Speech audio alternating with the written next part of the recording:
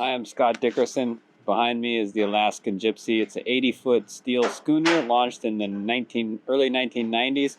We're here in the shipyard in Wrangell, Alaska, and we have some really severe electrolysis damage on the hull, and we're working on fixing it.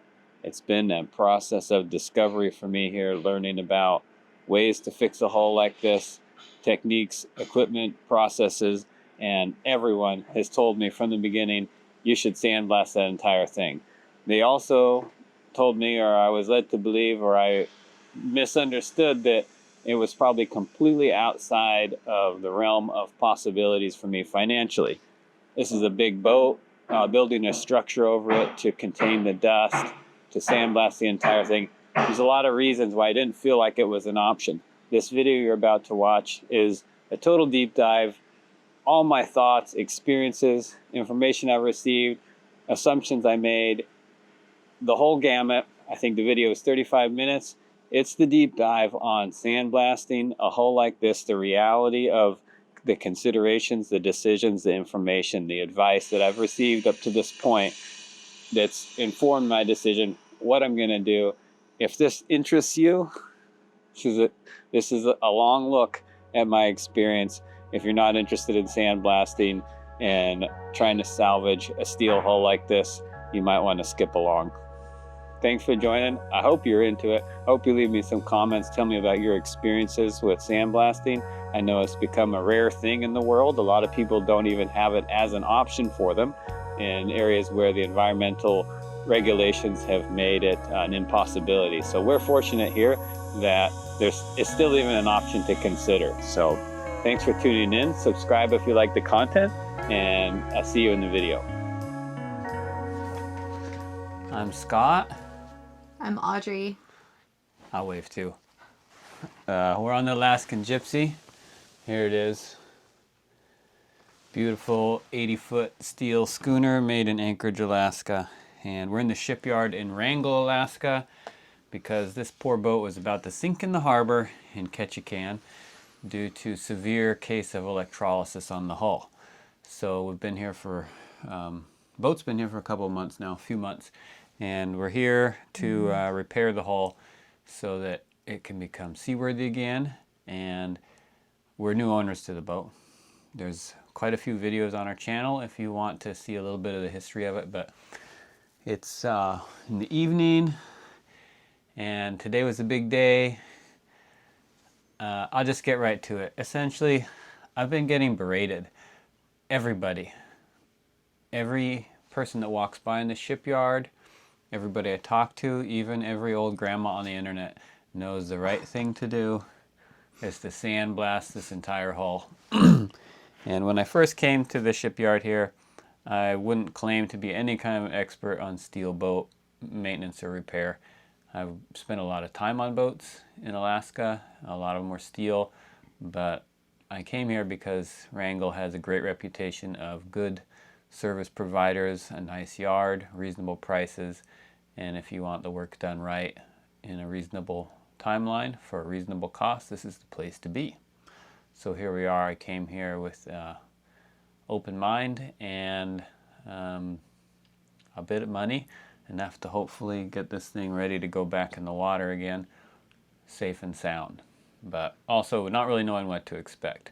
So rewind to the first couple days here in the yard, and I basically kind of got the gist that I don't need to replace any plating on the hull, which was a huge relief, because that was definitely a concern, is that we're going to have to literally cut chunks off the bottom of this boat, which means completely demoing everything inside and replacing new plate, which I was mentally prepared to face the reality of that to a certain extent, but admittedly I wasn't hoping that was going to be the case. So good news in the first couple days, that's not necessary.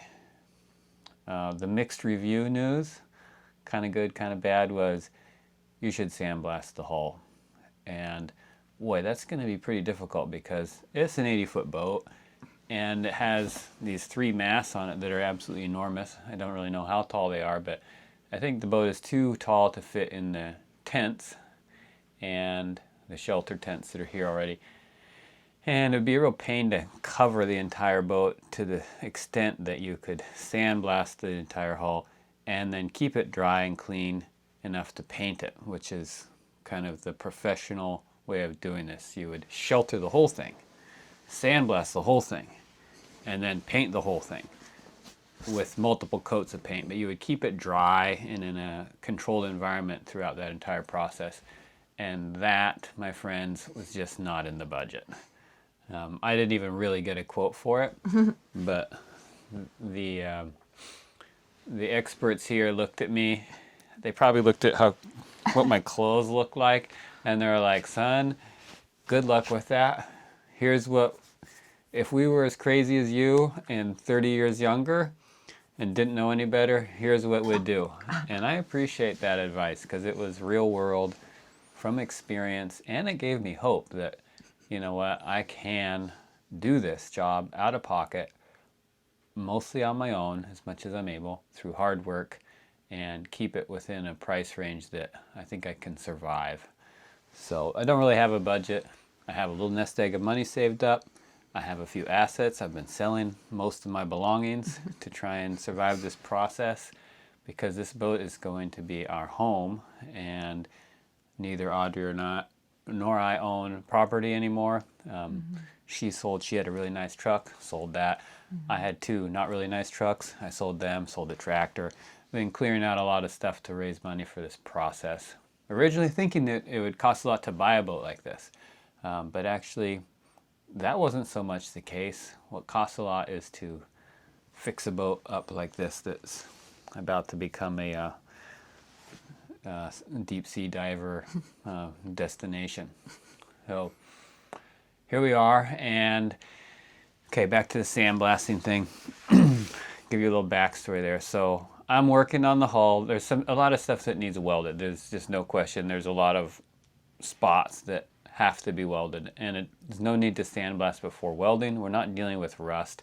We're dealing with electrolysis, or galvanic corrosion, some people like to call it, but it's actually pretty clean. It's just the metal has literally melted away into the ocean due to there not being adequate zincs on the boat for a period of time, and it being sitting in a harbor where there's a lot of stray electrical current in the water from other boats or wires or whatever. But basically it turns the boat hull into essentially a battery, and it was eating itself up. The electricity was traveling through the hull and out into the water, and as it did that, this is what I've been told and how I understand it, the particles of the metal were essentially going away with that current, and they would blister the paint off, and then they would just start to dissolve. So it was basically a tragic story of the previous owner not having the time or ability to do what needed done. And so here we are, and we're going to make it right, because both the previous owner and Audrey and I absolutely love this boat, and we believe it's worth it. So okay, so here we are. More present time. We're in the yard. I got the impression early on that there's just no way that I'm going to be able to afford the right treatment, the sandblast treatment, the gold standard, the thing everybody is telling me over and over that I should do. And I kind of believed them that it was outside of the range of my financial possibilities. And it's not, at that scale, it's not just something that I can do on my own. The equipment that was required to really do that type of job. And just a shelter, and we were leaving for a month, and I didn't want to build a shelter and have it sitting here. And last night we actually saw a storm that completely destroyed someone else's shelter, and this would be a hell of a shelter on this one. It still doesn't seem like a good idea. But the mysterious machinist of the Wrangell shipyard, who enjoys his privacy, he has been very generous with his advice, shared experience, sharing ideas, putting himself in our shoes and helping brainstorm, like, well, here's what you could do, here's what I'd do, here's what I've seen done, here's what works, here's what won't work. And this evening he came over to help me with the rudder issue, figuring out how to get the rudder off, well, how to get some other parts off. To do with that, he's going to fix up our drive shaft for us, hopefully, put it on his machine, balance it out, make sure it's straight, and surface the coupling where it connects to the engine. So that's some real professional skill labor that he will do for us. But he's a proponent of doing the right thing. He's a perfectionist like I am, except works in the shipyard, and this is his career and his business too. And he's got a lot of years of experience in the shipyard, unlike myself. So he has really been super generous with his time and advice. And he just tried one more time today for me. And he's very kind, patient, and understanding. But you know what? He got me. I haven't told Audrey how this happened yet. I know. Curious to find out. There's been a lot of like, I know I should sandblast, but we can't do it, just can't afford it. We're just going to have to do this instead. That's kind of been the whole conversation here. And if you've been paying attention in the comments, you know what I mean. That's been my deal. It's like, yeah, I know. I should sandblast. Like, give me a break. I know, but I can't afford it. Well, mystery machinist, double M's, told me that he was like, well, you should just do a little bit. And I said, yeah, I know. I'm planning to do a little bit. I have a small sandblaster I bought. I'm going to buy some grit. I'm going to experiment with it. And I fully intended all along to try it and do some of it. And then do the epoxy and the divots and go that route of kind of patching little spots. There's a lot of them, but patching each little spot up to the best that I could. Prep it really well, touch it up. But mystery machinist was pointing out to me, and it was kind of the light was coming on for me too, is he's a thoughtful guy, and he kept asking, like, what's your long-term plan? What do you really hope to do with this boat? What are you thinking you're going to do with it? Because he wanted to know, are you just trying to get this boat fixed up enough to have a good run, a few years on it, and then whatever happens, happens? And the answer to that is no. I want to do it right, and I want to do it so that we could spend maybe 30 years on this boat. The people that built the boat basically lived on it for 20 years. Yeah, 20 years. And they were old when they started. So we'll see. Maybe we'll end up on a bigger boat or a different boat or whatever. But at this point, I want to look at this like it's a long-term thing. And that means doing it to the best that I'm able to afford, both in time and finances right now. I'd written off sandblasting. Today he introduced me to the idea of, it's kind of complex, honestly, and it's been the possibilities have been unveiling themselves to me thanks to his help a lot. And just looking at the project myself and thinking about how this is actually going to go now that I'm done with most of the structural welding on the hull. I haven't done the keel yet, but the hull is mostly done. And he made 2 points that really stuck with me. One is that there's no way to get a truly long-lasting and corrosion-resistant bond between any material, whether it's an epoxy putty or epoxy primer, paint, barrier coat, whatever, and a surface that's not perfect. And perfect means surface profiled, which really only sandblasting can do the best job of a surface profile. You can do things that are better than nothing, absolutely. Needle gunning, bristle blasting, any kind of, not wire wheeling, but anything that roughens up the texture is better than nothing. But he pointed out a couple things which I couldn't deny the legitimacy of. Is one, even if I perfectly prep every single divot and I put the best quality epoxy in that divot, there's still always a transition between that repair area and the whatever the hull is, which right now it's just a mottled mess of old bottom paint, a little bit of like barnacle growth, layers of barrier coat and primer. And I have to do a transition between those two, no matter what. And now that I'm getting close to doing that, I have my Belzonas here. I'm ready to start on that. The nuanced details of the process were coming into focus. Like, okay, yeah, if I prep the divot and then I fill it, that's good. And I believe that'll last quite well. Feel pretty confident about that. Possibility of that being a long-term fix for it.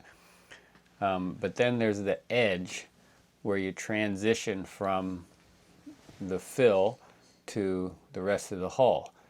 And with my current plan, I would be transitioning from profiled, surface profiled, roughened up steel out into some mix of removed paint, and it was going to end up on paint. So there's going to be a transitional zone where it went from old, crusty, questionable paint. It's pretty well adhered, but it's got a lot of little tiny pocks in it too, millions of them. And so basically, if just looking closer at that, I was never going to achieve a perfect transition from my repairs out into what has not been repaired. And therefore there is really a significant risk of somewhere in that zone between the repair and paint over old paint. There's a chance for a failure in there of the old paint or of the new paint in the transitional zone or whatever. And once there's a failure of any type, then the corrosion can start at that edge and it can creep under everything I've done until it gets under my epoxy putty or whatever. And this isn't something that would happen short term, which is why he was asking that question, I believe. Is like a few years, probably be fine. The epoxies are incredible. I'm going to keep zincs on it. It's likely to be fine for a few years. But a long term, 10, 15 years, if there's any sort of a transition between perfectly prepped area and not, well, you're likely to have failure in the not area, and that is going to likely bleed into your perfectly prepped area, because that's the way rust and corrosion works. Once they get in behind your barrier coat, you are kind of on a losing battle. And this is something that I understand and have seen too. That's why prep is so important. So this is a lot of talking, but if you're into this stuff, you'll find this interesting, like I do. So anyhow, what Mystery Machinist suggested is, and I agree, is it would just be good to try it. Sandblast a section. And his suggestion, which was, this is a new idea to me. There's two major things that were revelations this evening. One is, if I tent the structure just piece by piece, not shelter the whole thing, just do it as a boat owner style, not commercial crew. We gotta do this like a job, set it up, do it right. We can't be waiting for it to be sunny and then, oh, we can't work today. No, if you're running a crew, your business is making ships seaworthy again. Like, you can't be messing around like that. You gotta have production. So that cost might be out of my reach, but doing it on my own, I can just do a part of it. Maybe one half of the boat, maybe 1/4 of the boat, but I can sandblast one section, take it down to bare metal, put a, what do they call it, inorganic zinc, 302 is the name they throw around, primer on that profiled steel. Don't do anything with the pocks, the divots, the corrosion. Just get that whole section down to bare blasted steel, white metal they call it. Paint that section and then see how it went. How much did it end up costing in material? How easy did the old paint come off?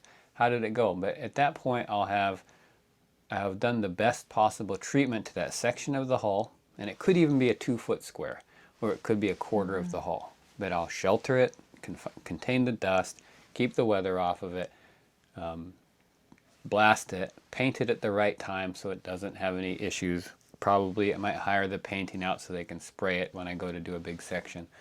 But do it right and then just see how it went. And Mystery Machinist suggested that if I just did 1/4 of the hull this year, but did it right like that, if I got some more funds next year, I could come and do another 1/4 of the hull.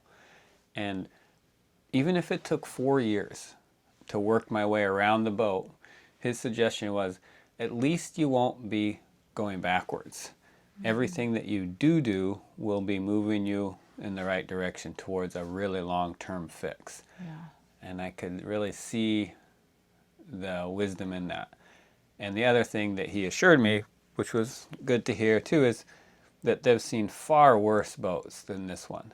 He told me that they've had boats come in here, steel boats, that they go to start working on it and they would like drop a wrench in the engine room on accident and it would fall through the boat all the way through. I think he's exaggerating a little bit, but the point is, and these are boats that have been out in the Gulf of Alaska commercial fishing the week before they came into the shipyard. Yeah. This boat was built with 5/16 steel plating below the waterline, and he said he's worked on a lot of boats that were 3/16 original build. And point being, the boat is very strong. We're not looking to rebuild or strengthen the structure of it, really. It's strong, it's in good condition. It really needs to stop all future corrosion, and then it needs to be maintained from that point forward. And his point was, other than these welding I've been doing on the chine and a few spots, these pocks or divots, they're not structural issues. In fact, if I just sandblasted the entire hull and then just painted it with a good primer, problem solved. I don't need to do anything with the divots because, quite honestly, they're not deep enough to be leaking water. The only problem that they really present is if the corrosion continues. And the real only way to completely fix the corrosion issue is to sandblast and get a good coatings layers, stack of coatings on there. So it's like 20 minutes of me talking nonstop about this, but I'll kind of wrap it up with, at this point I realize I'm going to start working towards the idea of sandblasting the entire hull below the waterline. And I'm going to start with maybe just a 2-foot square. And that's, I said, well, mystery machinist, could I get some sort of an idea? 'Cause I thought $50,000-$60,000. That was kind of the impression I was given. I don't know if that number was thrown out or did I make that up? I think it might have been thrown out. And that was the That's shelter. what I thought too. That was the shelter, and that was scare you off with the grim reality of what it would cost to hire out fixing this boat. Kind of a number, which I don't doubt it. Right. But Mystery Machinist was telling me, you know, you could do something. There's a lot more of a range of latitude between the course I'm on now and the full professional, here's the keys, walk away, let me know when it's done, fix to the boat. And I just hadn't really seen that as a possibility. He was telling me how honestly affordable it could be potentially to sandblast just the waterline down. He thought that possibly, you know, a DIY minimal demand on the service provider, you know, could be maybe $5,000 to sandblast. Just to sandblast, I'd have to do a lot of cleanup, shelter building, and then it involves a lot of coatings afterwards because you've gone down to bare metal. But to me, this was really sort of earth-shattering that there was a affordable possibility in the sandblast realm after my initial shock treatment on what it would take to do the whole thing. So that's kind of where it's at. Audrey, do you have any questions about it? I have one question. If you were to do it in sections, is there any concern or additional prep for the transitions because the paint's in the different... Yeah, so I would be creating transitions between perfectly well done and not done yet zones. And yeah, when I went to do the zone next to the perfectly done, I would just sandblast into the well done stuff. I'd remove some amount so that I was crossed over and there was no border zone of Got it. prior failed coatings and stuff. So a big part of this honestly was just really looking closely, like, okay, if I wanted to put some epoxy on and prime tomorrow, what would it mean to do a section like this? Okay, I'd do that divot, and then, well, there's little spots all around. And then there's another, it's like, oh my gosh, where would I stop? And the realization with the machinist's help was like, yeah, you're not going to be able to do a good job of partially doing a good job.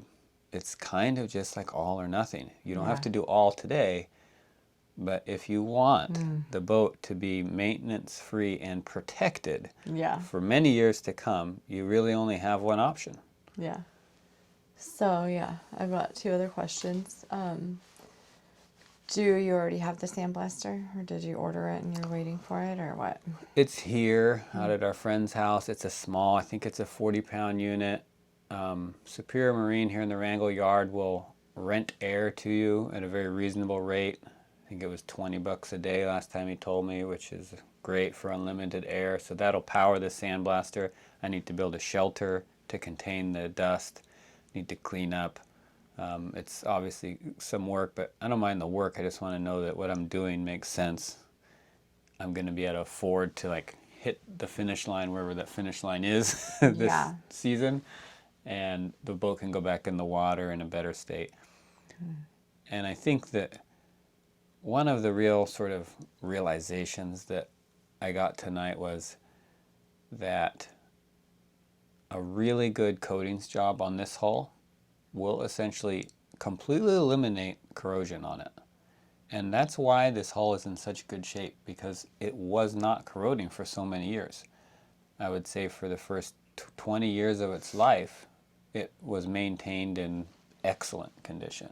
And there's boats all around here to prove what a really good coatings job could do. This one in front of us, Superior Marine, Donnie Sorick said he painted it, I think, like 12 or 15 years ago or something, did the bottom. And it honestly, it looks like new. Yeah, it looks really good. It looks perfect. And they, they do a bottom paint every few years or whatever, but Mr. Machinist was telling me tonight, he goes, the paints have gotten so good, the preparation's gotten so good that a well done bottom coating, these guys are used to pulling their boats out and, working on them every few years. He says often he sees these boats get pulled out of habit, honestly, and they look at the boat and they realize there's basically nothing to do. It's in excellent condition. They might scrape some barnacles off, pressure wash it, and there's like, that's it. There's no maintenance. There's no chipping. There's no, scraping off flaking paint or rust. The boats are just in great condition. And it's because you essentially basically make a plastic coating over the entire hull. And he said, this is kind of hard to believe, but he said, you will not have electrolysis if your coatings are in good condition, because the steel is basically encapsulated in plastic. Yeah. And his proof of this was he's had guys with steel rudders, and they tend to often have significant corrosion on them, and they usually would eat through zincs. Every year or two they would need to replace the zinc on their rudder. He's taken those same rudders, sandblasted them, done proper coatings on them, put them back on the boat, put a zinc on them, and then 2 years later they pull it out and they look at it and the zinc looks like it's brand new. Same rudder, same boat. Only difference is the rudder was properly coated and it no longer has electrolysis corrosion. I have another question. So how do you choose, like, let's say that you decide that this is what is going to be the best practice, and let's just use the quarters as examples. So how would you choose which quarter, and then what would you do with the other issues, which are obviously concerns, like holes in the boat? I'm addressing all the holes. That's part of my initial welding that doesn't depend on any kind of sandblasting. Okay. I see. A few of the divots are really deep. Those ones I'm welding. The welds that have dissolved, I'm re-welding. So once the welding work is done, I could sandblast now, later. Given the season, I might do it sooner than later to get some paint going before it starts getting colder. But priority number one, weld the hull so there's no holes anymore. And then look at sandblasting. And I have that little sandblaster I didn't quite finish telling you. And it's good enough to do some testing. And this is the thing I also didn't understand is they don't want to quote sandblasting because apparently, I didn't know this, but you might start sandblasting on a boat like this and the old paint may just blow off. Like it might just strip off and be like, wow, done in a day. The whole thing done in a day. Or it might take 4 days of constant blasting to get down to bare metal, and nobody knows. And I said, well, surely you guys must you must be able to estimate, like, here's this boat, that's a $10,000 job, that's a whatever. And he said, no, it's you never know. You just never know how much time it will take. Wow. And so if they do a quote, they quote based on it taking a long time to protect makes themselves. So I'll have the luxury of trying it out and seeing, oh wow, it goes well, or oh wow, it's terribly labor intensive and material intensive. And so how will I decide which quarters to do? I don't really know. I mean, it would make sense to do the worst one, I think, to get it taken care of in case we end up back in the water for the winter. It would be best to have dealt with the worst area That's true. first. Makes sense. What do you guys think? Worst What? area first? Is he right? I know what y'all think, finally. I know. This moron is woken up. And then the rest of you are like, my God, does he really think this is that interesting? I know. Somebody does. I've yawned probably a dozen times though. Not because I don't think it's interesting. I'm super grateful for all the information. A lot can happen if you leave for a couple hours and come back. All of a sudden, the course of the boat refit project is shifted, and it's fun and exciting, and it's part of the project and part of the process is evolutions all the time and Learn flexible. as you go. Learn as you go. Yeah, adapt with what information you get. Being open-minded. Yeah. So, cool. That's exciting. I'll be interested to see how it goes. Yeah, me too. Do I get to wear that respirator thing? You can wear it. You want it right now? No, Like, it's okay. no limits. I'll put the quarters in. You wear it. You're going to pay There me you to go. wear it? Oh my gosh, no. I'm kidding. What? Andre, I have a couple questions for you. When you're on fire watch. She kind of likes it. Yeah. No, so sandblasting soon, I guess. That's the deal. Okay. It feels good. I mean, Sounds like kind of beachy. I've sand. been very resistant to it because it's just painful to be told over and over that that's what I should do and be like, yeah, nice, I can't afford it. Yeah. And nobody until today had explained to me an avenue of doing it that is not stupid, that doesn't leave me in a lurch of. That's the other thing he did tell me was that he goes, I can think of five projects that I watched. I was involved in this yard that completely unraveled. And I said, what do you mean unraveled? And he goes, like, I remember sitting at the table. The guy's wife had since left him. He was out of money. And the boat was less ready to go in the water than it was the day it came out. And he was out of money. Oh, no. Lost his wife, lost his boat, lost all his money. And there was tears hitting the table, and there was no boat to go out on. So, proceed with caution. Apparently the sandblaster can really clean out your pocketbooks. Wow. It's not just the sandblasting, it's the whole process. It's the shelter, it's the blasting, it's the coatings afterwards. Right. So that's what he was really saying, like, coatings. take a bite, try it, see how it goes. Get some part of it done right. And then, I don't know if I really made this clear, but part of the encouraging idea was that I could just put this thing back in the water a quarter of the way done. Pull it out next spring, keep going where I left off. Yeah. It's not quite that simple. There'd be like some bottom coating, like some sacrificial paint would be used or whatever. Be some wasted time and cost, but pretty minimal in the scheme of things. And like you pointed out, filling those things with epoxy is not going to be cheap. Yeah. Thousands of dollars. And that money could be spent on sandblasting. And his point to that was, you don't need, he said you could get your primer in there, you could fair it with an epoxy afterwards if you wanted to make it smooth and nice looking. Yeah. But really, his opinion was structurally it doesn't need it. It's unnecessary. And So I felt like there was a little bit more necessity to it, but he gave a few good examples.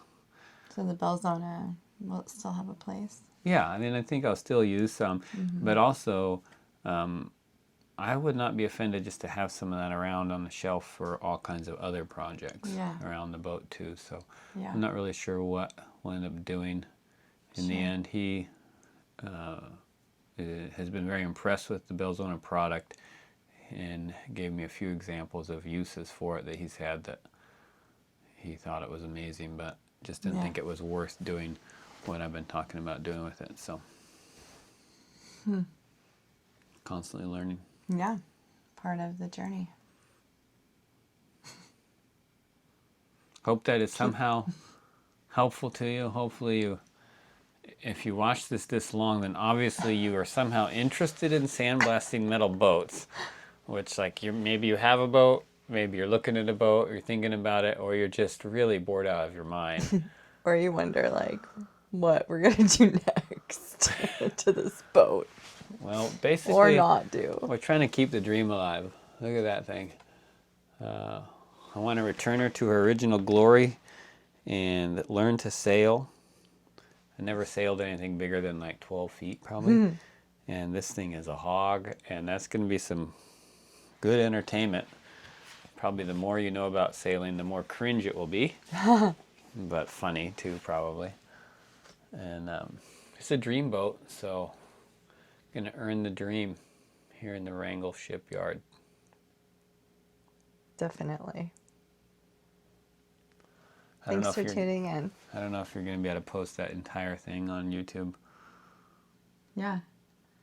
I think I can do it. I think you guys will watch it. Just have to have a warning at the beginning, like, this is a really long video. Once he gets started, he's not going to stop, so escape now.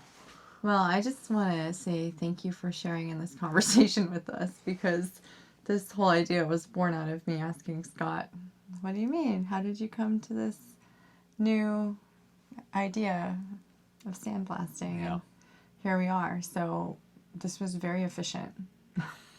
And I'll go make the video and he'll get back to work. So it's like we just record our conversations. And if I have questions, I'll just refer back to the video. If you watched all the way to the end, leave a comment so that we know that this is actually like a sustainable concept. Or Yeah. if you like this, let us know, because Yeah. this is a little crazy to think that someone's actually going to find this that interesting. But maybe you will, and if you find some value in it, please let us know so that